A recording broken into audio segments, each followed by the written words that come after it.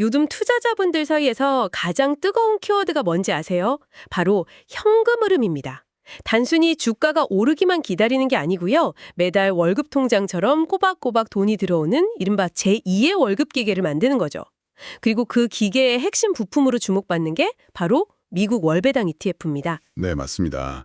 보내주신 자료들을 보면 확실히 2026년을 앞두고 금리 변동성이나 경기 둔화 같은 불확실성이 커지고 있잖아요. 네네, 그렇죠. 그러다 보니까 이런 안정적인 현금 흐름에 대한 선호가 정말 뚜렷해졌다는 분석이 많아요. 은퇴 후 생활비나 자녀 학자금 아니면 그냥 마음 편하게 투자하고 싶어서. 맞아요. 그래서 이제 월배당 ETF는 단순한 유행을 넘어서 하나의 필수 투자 전략으로 자리 잡고 있는 거죠. 그래서 오늘 저희가 제대로 한번 파헤쳐 보려고 합니다.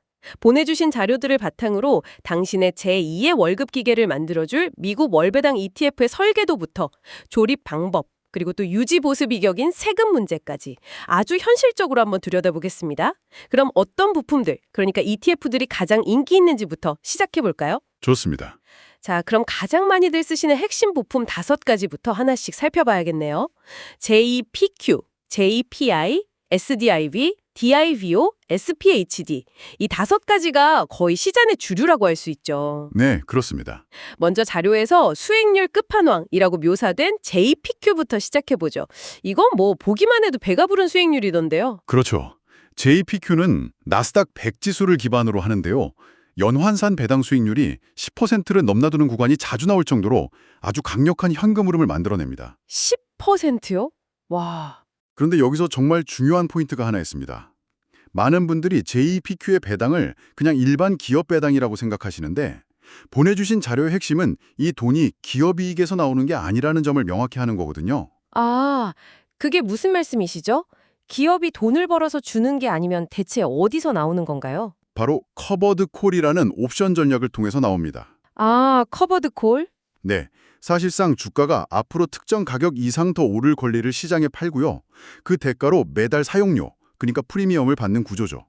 이걸 이해하는 게 JPQ 투자의 첫 단추이자 가장 중요한 부분입니다. 커버드 콜. 말이 조금 어려운데요. 아, 자료에 나온 비율을 보니까 내가 가진 아파트가 앞으로 1년 안에 15억 이상으로는 안 오를 것 같다에 베팅하고 그 가능성을 사는 사람에게 매달 월세를 받는 것과 비슷한 개념이다. 이거 맞나요? 네, 아주 정확하고 훌륭한 비유입니다. 그 월세가 바로 옵션 프리미엄이고요. JPQ가 매달 지급하는 그 높은 배당금의 원천인 거죠. 아하. 대신에 만약 아파트 값이 갑자기 20억으로 폭등하면 나는 15억까지만 수익을 얻는 거고요. 그게 JPQ의 단점이죠. 알겠습니다. JPQ는 그러니까 높은 월세를 받는 대신 집값이 폭등할 때 큰 시세 차익은 포기해야 하는 구조군요. 높은 수익률만큼이나 이 변동성이라는 칼날을 품고 있는 셈이네요. 맞습니다. 듣다 보니까 나는 10%까지는 아니더라도 정말 은행이자처럼 마음 편히 받을 수 있는 현금 흐름이 필요하다 하시는 분들도 계실 것 같아요. 자료를 보니 그런 분들을 위한 대안도 있던데요? 바로 그럴 때 찾는 것이 JPI입니다. 네. JPQ가 기술주 중심의 나스닥 100을 기반으로 한다면 JPI는 미국 시장 전체를 대표하는 S&P 500을 기반으로 하거든요. 아, 좀 더 넓은 범위군요. 그렇죠. 그래서 JPQ보다 배당 수익률은 연 7, 8% 수준으로 조금 낮지만 변동성이 훨씬 적다는 게 가장 큰 강점입니다. 특히 시장이 하락할 때 방어력이 상대적으로 강해서 자료에서도 월세 받듯이 안정적인 현금 흐름을 원하는 투자자들의 최애 ETF로 꼽히고 있습니다. 그럼 JPQ랑 JEPI만 있으면 월배당 포트폴리오는 사실상 끝나는 거 아닌가요? 그런데 SDIV라는 것도 있더라고요. 이건 전 세계 고배당 주식에 투자한다고 들었어요. 맞습니다. 미국을 넘어서 전 세계 고배당주 상위 100개의 분산 투자에서 연 8% 대외의 높은 배당을 기대할 수 있다는 게 매력 포인트죠.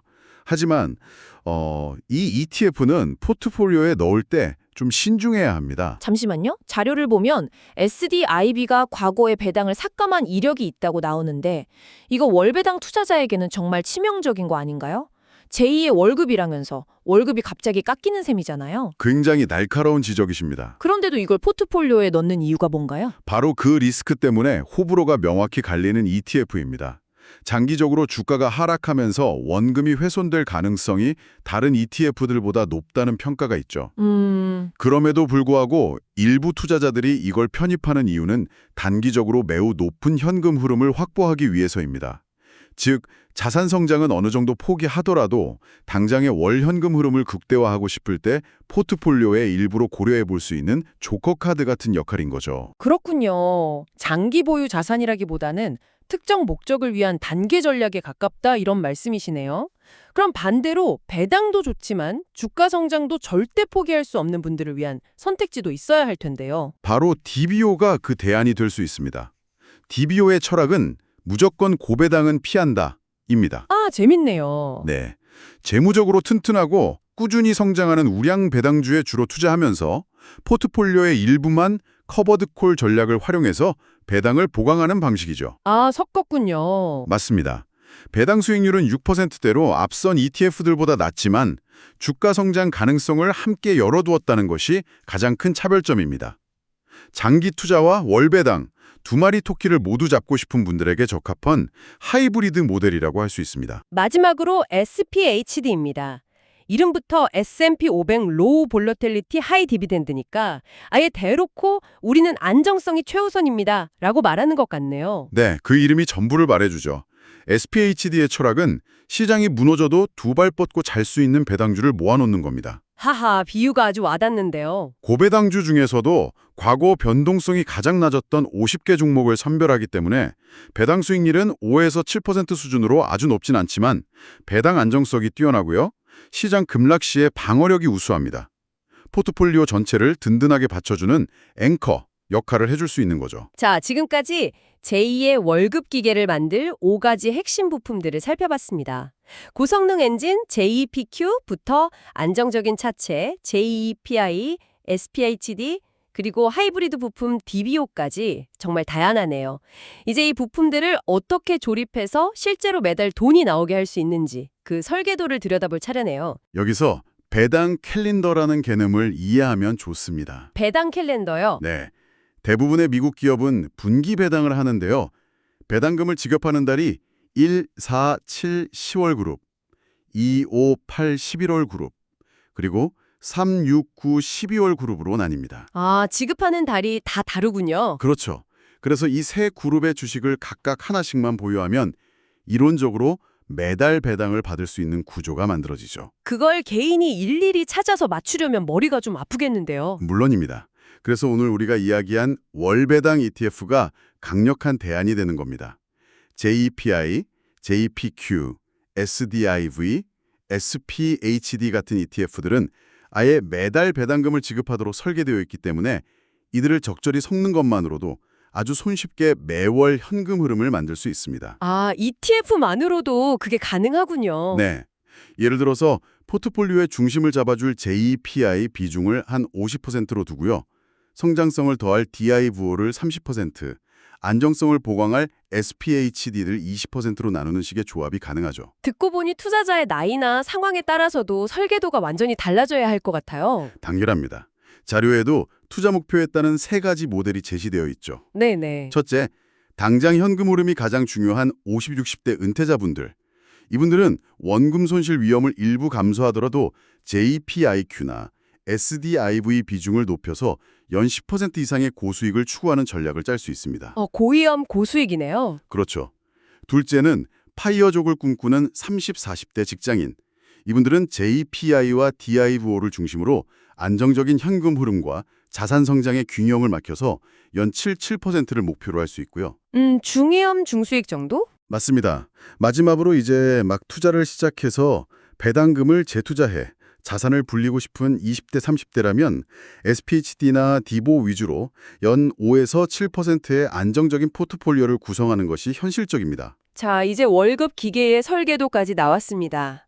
그런데 기계를 돌리려면 유지보수비가 들잖아요. 투자 세계의 유지보수비, 바로 세금이죠.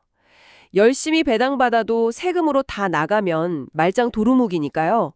이 부분도 꼼꼼히 짚어봐야겠습니다. 미국 주식 투자에서 세금은 딱 두 가지만 기억하시면 됩니다. 두 가지요? 주식을 팔 때 내는 양도소득세와 배당을 받을 때 내는 배당소득세입니다. 양도소득세부터 설명해 주시죠. 세율이 22%면 꽤 높은 것 같은데요. 세율만 보면 그렇게 보일 수 있지만 아주 중요한 안전장치가 있습니다. 바로 1년에 250만 원까지는 기본으로 공제해준다는 점입니다. 아, 250만 원 공제? 네, 즉 1년 동안 주식을 사고 팔아서 얻은 순이익이 250만 원 이하라면 세금은 0원이라는 뜻이죠. 그래서 많은 투자자들이 연말에 수익난 주식을 한 번에 다 팔지 않고 이익이 250만 원을 넘지 않는 선에서 분할 매도하는 절세 전략을 활용합니다. 배당 소득세는 어떤가요? 이게 월배당 투자자들에겐 더 중요할 것 같은데요. 배당금에 대해서는 미국에서 먼저 15%를 원천 징수합니다. 그런데 진짜 중요한 건 한국에서의 세금입니다. 한국 세금이요? 네, 한국에서는 연간 이자와 배당을 합친 금융소득이 2천만 원을 초과하면 금융소득 종합과세 대상이 되거든요. 그렇게 되면 기존 근로소득과 합산되어서 세율이 크게 뛸 수 있습니다. 아, 그게 정말 무서운 거더라고요. 예를 들어 월 180만 원씩 배당을 받아서 연 2,160만 원이 되면 그 160만 원 초과분만 과세되는 게 아니라 2,160만 원 전체가 내 연봉에 더해져서 세금 폭탄을 맞을 수 있다는 거잖아요. 정확합니다. 그래서 월 166만 원, 그러니까 연 2천만 원이라는 기준선을 넘지 않도록 배당금 수령액을 관리하는 것이 굉장히 중요한 절세 전략이 됩니다. 이 작은 디테일이 수백만 원의 세금 차이를 만들 수 있습니다. 와, 세금만큼이나 중요한 게 환율 변수도 있잖아요. 달러로 투자하니까요. 맞습니다. 월배당 ETX는 달러 자산이기 때문에 원달러 환율 변동에 따라 원화 기준 수익이 달라지죠. 환율이 오르면, 즉 원화가 약세면 가만히 있어도 환차액이 생기고 반대면 환차손이 발생합니다. 그런데 여기서 자료에 나온 정말 중요한 팁이 하나 있습니다. 뭔가요?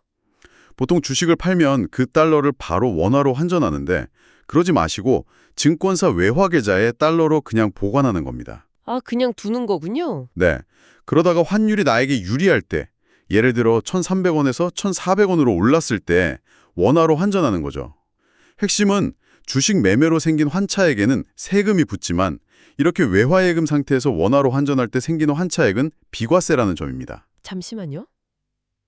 아, 그건 진짜 꿀팁인데요. 저도 달러가 생기면 그냥 바로 원화로 바꿨는데 그걸 외화 계좌에 뒀다가 환율 좋을 때 바꾸면 환차액에 세금이 안 붙는다는 거잖아요. 네, 맞습니다. 와, 이건 자료를 꼼꼼히 안 봤으면 평생 몰랐을 정보네요. 정말 중요한 포인트입니다. 네, 그렇죠. 정리해보면 미국 월배당 ETF는 더 이상 꿈이 아니라 내 상황에 맞는 부품을 고르고 현실적인 설계도를 짜고 세금이라는 유지보수비까지 고려하면 누구나 만들 수 있는 제2의 월급 기계가 될 수 있겠네요. 그렇습니다. 오늘 나눈 이야기의 가장 중요한 핵심은 얼마를 벌까보다 어떻게 버는가를 이해하는 것입니다. 어떻게 버는가? 네, 내가 투자하는 ETF가 커버드 콜의 월세, 즉 프리미엄으로 배당을 주는지 아니면 DIBO나 SPHD처럼 기업의 이익 성장을 기반으로 배당을 주는지를 알아야 장기적으로 내 자산을 지키며 늘려갈 수 있습니다. 어느 하나가 정답은 아니고요. 본인 성향에 맞게 2, 3개 ETF로 분산 투자하는 것이 가장 현명한 선택이 될 겁니다. 오늘 당신이 보내주신 자료 덕분에 월배당 ETF라는 기계의 내부를 정말 속속들이 들여다본 기분입니다. 저희는 오늘 안정적인 현금 흐름이라는 어떻게 보면 현재의 수비적인 관점에 집중했는데요.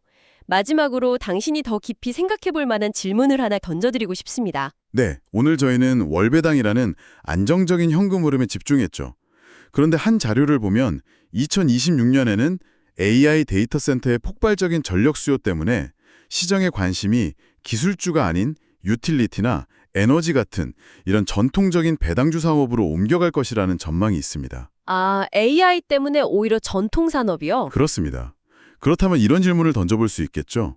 내가 안정적인 현금 흐름을 위해 구성한 월배당 포트폴리오가 어쩌면 AI 혁명을 뒷받침하는 핵심 인프라 기업들을 담고 있어서 다음 시대의 성장 과실까지 함께 누릴 수 있는 최고의 방어주의자, 동시에 최고의 공격주가 될 수는 없을까? 한번 생각해 보시면 좋겠습니다.